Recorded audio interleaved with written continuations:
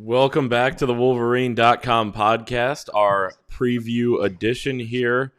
One day before Michigan heads to Nebraska, Clayton Safey here with Chris Ballas. And joining us is our new guy, Anthony Broom, who is making his first appearance on the show. He's joining us from Maize and Brew, done a great job on the beat for several years. Chris and I were both asked, I think, who in the market, was would be a good fit, and Anthony came up, and we finally were able to land him a home run hire. So, Anthony, welcome. We got our sixth pick, just like Ohio State with Jim Tressel. So not at all, man.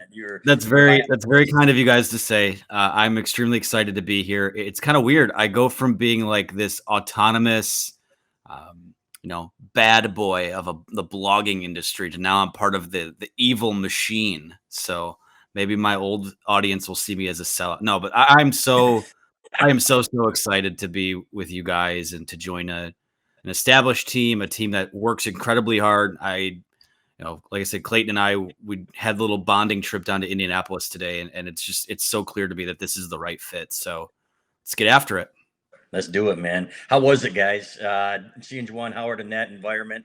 I'm going to Nebraska early tomorrow, so I couldn't go down there for this media day, and I missed it. I got to tell you, man, it's not a chore to cover Michigan basketball like it was before you guys really – you guys didn't live through the Brian Ellerby era, and you guys didn't have to cover – Tommy Amaker did some good things here, but, man, John Beilein and then Juwan Howard, living large, man. How was he? I got to imagine that he was comfortable in that environment and having a lot of fun down there after a Big Ten title.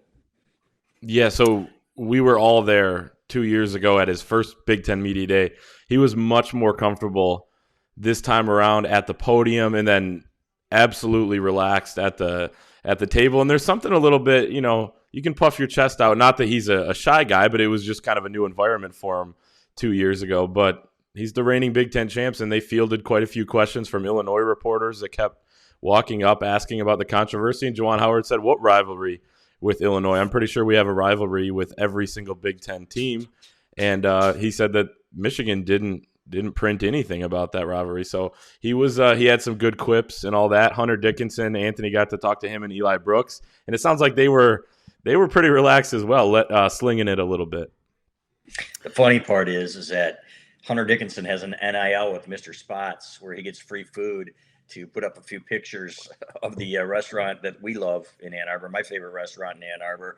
But this guy's a character, man. And if Illinois fans didn't hate him before, they freaking hate his guts now. He has gone full heel. He's dived right into the full heel role, and he was having a blast. And he probably dominated most of the conversation with Eli Brooks, but he's like, I tell you what, if he had a type 5 and went down to some kind of comedy club, I think he'd slay it down there. He was quick, he was witty. I think everyone's kind of puffing their chest out about, you walk into this event as the defending Big Ten champs. And I did like, talking about Hunter and food and things like that. Someone asked him about NIL, and he's like, well, it's a little bit stressful, but also I don't have to worry about getting double chicken at Chipotle anymore. So they were so good. They were having so much fun. It was great to see Kim Barnes-Arico and the women's players there as well. I think that was a good move by the Big Ten to have both sports kind of represented there. So all in all, it's a good day and good experience.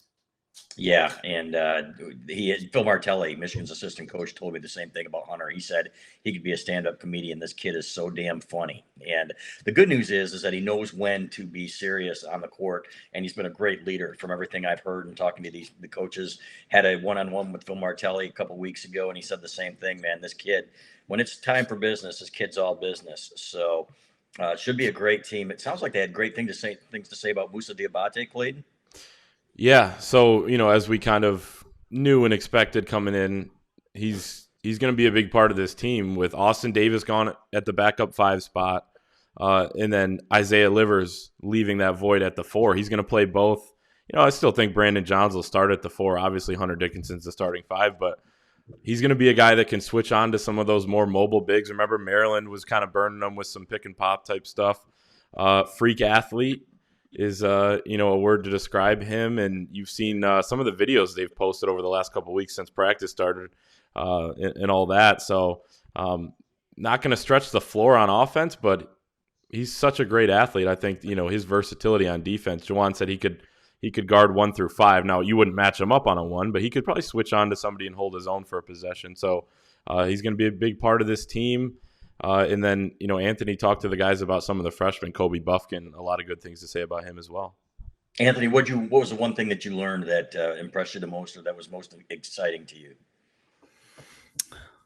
That's a good question. I mean, there was that session with and the full video's up on the YouTube page, so we'd definitely tell everyone to go check that out.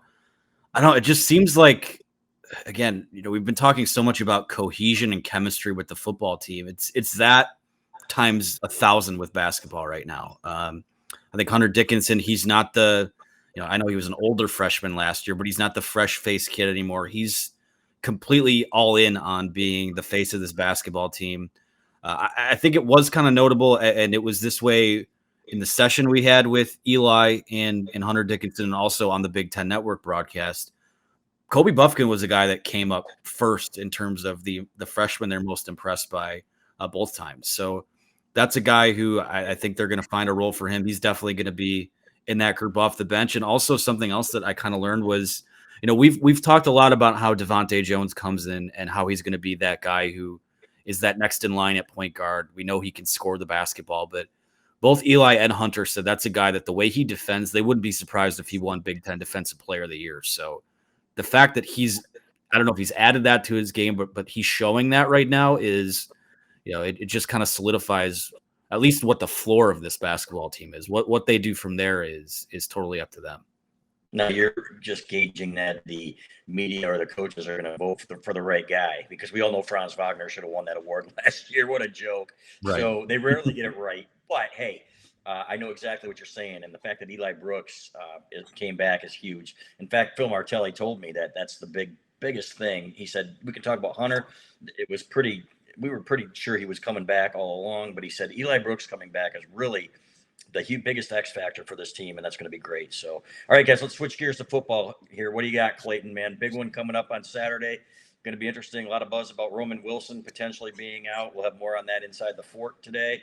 But to me, it comes down to slowing Adrian Martinez, not letting him out of the rush lanes there, and should be a good game.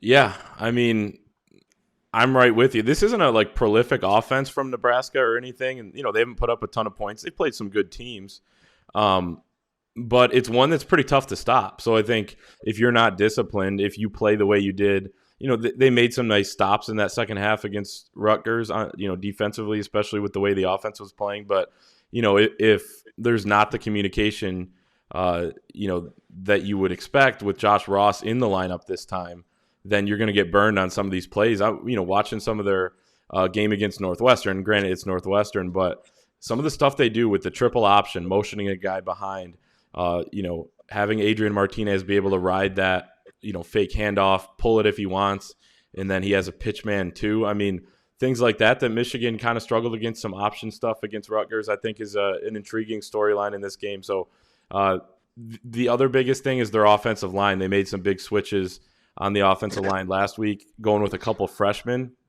They fared well. Again, it's against Northwestern.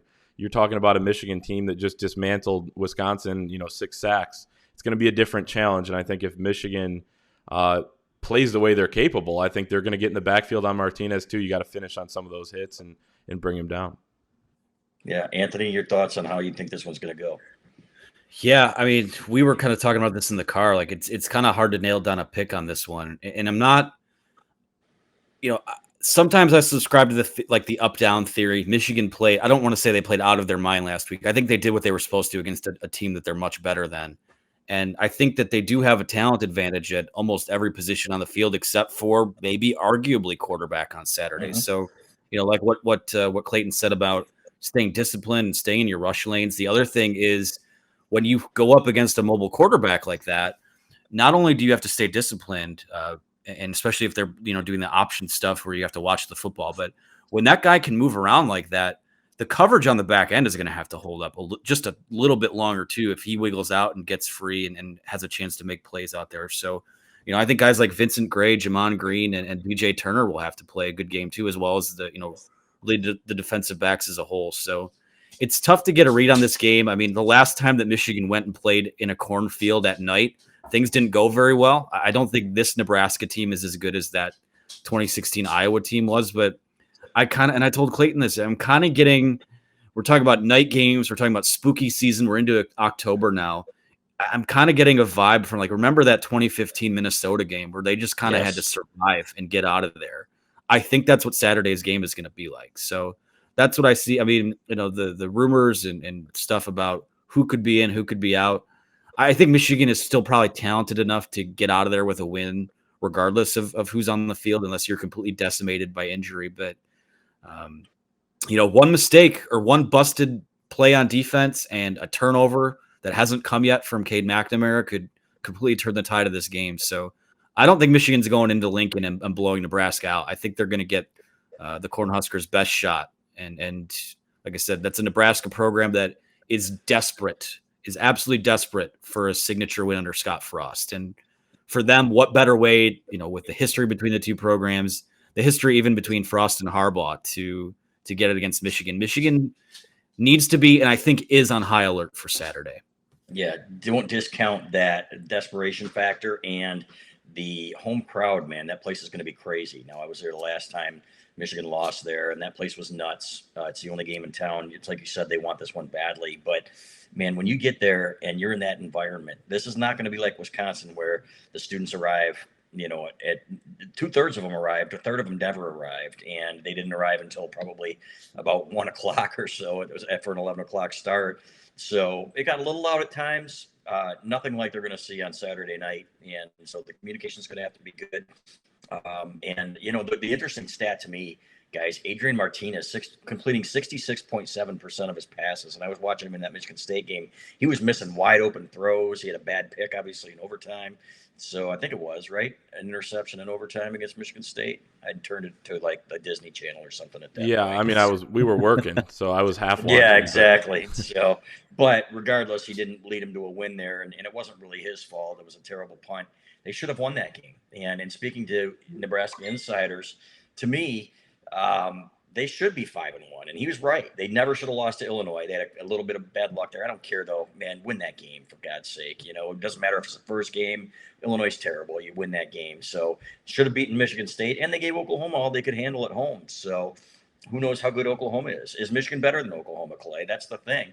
And but the one thing about this team, guys, is I don't think they're going to wilt like past teams when things get down. And you look at how together they are. When I saw them during jump around in the third quarter and how loose they were as the game was tightening up, Jim Harbaugh said, man, I was concentrating on 20-10 and we still have to close this game out. But to me, when they were loose, and I thought, man, these guys are having some fun, man. This team might be a little bit different. Just when we thought Jim Harbaugh was, just turning into basically like Juwan Howard dancing around with these guys, we learned that because you couldn't see him in any of the shots. No, but he's still Jim Harbaugh where he's thinking about, all right, we're only up 10. And it kind of reminded me of John Beilein being like, as soon as they would win one of these NCAA tournament games, he's, already thinking about the next team or whatever. This team is a little bit different. And this is, a huge key in this game as well, or not a huge key, but the fact that they were able to do that last week. Now you're going in, you're playing a team that I don't, I guess, we'll see by the end of the year, but I don't think that Nebraska team has as much talent as Wisconsin does, maybe offensively, especially at the quarterback spot, as you guys both mentioned. But this team has enough confidence to say, well, we just did that to Wisconsin last week, and we can go in here to Nebraska. But it doesn't mean because you beat Wisconsin, you're going to beat Nebraska either. This is a tough sport when you have to go 2 weeks on the road in hostile environments. And you guys mentioned how big of a game this is for Scott Frost, who's never won a ranked or never beaten a ranked opponent, never had a winning record at Nebraska. So this is kind of building as the biggest game in his tenure. At the same time, there's been a few of these in his tenure, and he's lost them all. So the track record right now says that Nebraska won't win, and that's why I picked Michigan to win by 10 points. The interesting thing, Anthony, is you look at this. I think they gave up 21 sacks in 3 games. Somebody posted on our board, or 20 sacks in 3 games. If you combine Michigan State, Illinois, and one of the other ones, might have been Oklahoma. And now they're revamping their offensive line. They got a true freshman in there. They got a couple guys with heavy feet. So to me, that's one of the biggest advantages here.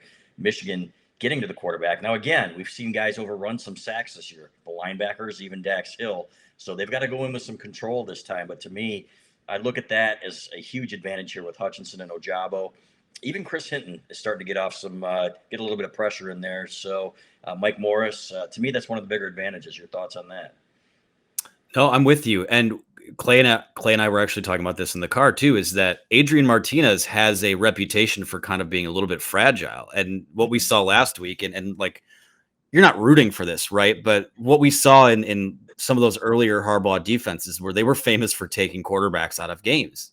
And Michigan knocked Graham Mertz out last week because the pass rush was too much. I mean, if they get to Martinez, the way with his injury history, they might knock him out of the game. And then who knows what happens from there. So like, that's something to keep an eye on with their pass rush too. But like I said, I mean, they have to be licking their chops with the changes on the offensive line. And it feels like this pass rush, like the first couple of weeks, they were kind of close. There were a lot of pressures, but they still weren't quite getting there. Now it seems like they're starting to cook a little bit. And, you know, something else to keep in mind when we talk about the mentality of this team is I think this is a very petty football team. I think this is a very self-aware and a team that reads the tweets and sees what people are saying about them.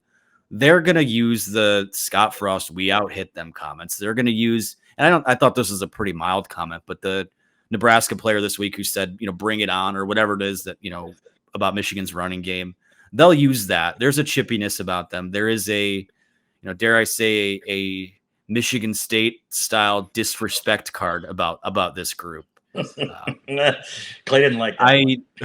Like I said, but I get it. I know what you're saying. No, I know that's blasphemous to say on here, but no, I'm with you. I just think overall, they're going to be in for a fight. They're 5-0. They're ranked inside the top 10. That target on their back gets a little bit bigger, and I think that Nebraska has absolutely nothing to lose on Saturday. I think really this is a Michigan. The stakes are much higher for them when you look at what the long-term narratives could be. I think they're going to get Nebraska's best shot, but I do think, you know, it'll be a close game. I think that Michigan will pull away late and with a 27-21 victory.